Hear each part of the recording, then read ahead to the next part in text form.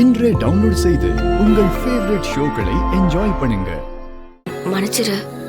நீ சொன்னதெல்லாம் ஒரு தப்பும் இல்லடி, உண்மைதான். ஏன்னா என்னாலதானே எல்லா பிரச்சனையும். ஏ ஏன் இப்படிலாம் பேசுற? நீ இப்படிலாம் ஒத்துட்டு போகணும்னு அவசியம் கிடையாது. உன் மேல தப்பு இல்ல, புரியுதா? இல்லம்மா, என்னால் நிறைய பிரச்சனை நடந்திருக்கு, எல்லாரையும் கஷ்டப்படுத்திருக்கேன், அது உண்மைதான். அது எல்லாத்துக்கும் சீக்கிரமா ஒரு முடிவு கட்டுறேன். என்ன நீ பாட்டுக்கு நீ தனியா பிரிச்சு பேசிட்டு இருக்க? நீ ஒண்ணு தனியா எல்லாம் கிடையாது, நானும் கூட தான் இருக்கேன், அதை மறந்துடாத. இங்க பாரு, பொண்டாட்டின்னு ஒருத்தி வந்ததுக்கு அப்புறம் புருஷனோட பிரச்சனை பொண்டாட்டி பிரச்சனைன்னு ஒன்னும் தனித்தனி எல்லாம் கிடையாது, எல்லாமே ஒண்ணுதான். சரியா? சரி கிளம்பு, வா போலாம். என்னடா? இல்ல, சின்ன வயசுல இருந்து என்ன சுத்தி எல்லாமே தப்பா தான் நடக்கும். நான் ஒரு பிரச்சனையை சரி பண்ணுவேன், அடுத்து இன்னொன்னு பெருசா வந்து நிக்கும். இன்னைக்கு வரைக்கும் அப்படியே தான் ஓடிக்கிட்டு இருக்கு. எனக்கு ஒரு கஷ்டம்னு வந்து அது என்னோடயே போக மாட்டேங்குது.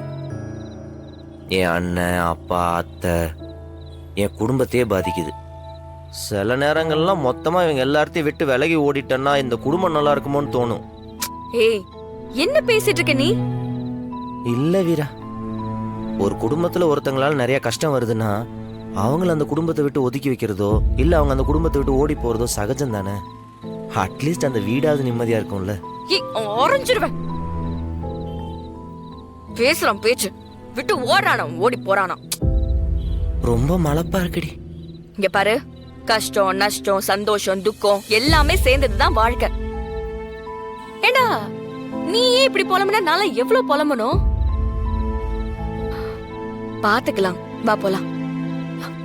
நீ போ, கொஞ்ச நேரம் நான் இருந்துட்டு வரேன். சரி ஓகே, நீ வெயிட் பண்ணுடா, நானும் இங்க வெயிட் பண்றேன். ஏன்டி இப்படி படுத்துற? பின்ன உன்னெல்லாம் தனியெல்லாம் விட்டுட்டு போக முடியாது சார். நீ வெயிட் பண்ணு, நானும் வெயிட் பண்றேன். இறைவா, சரி போ, வரேன். பின்னாடியே வரணும். ஓடி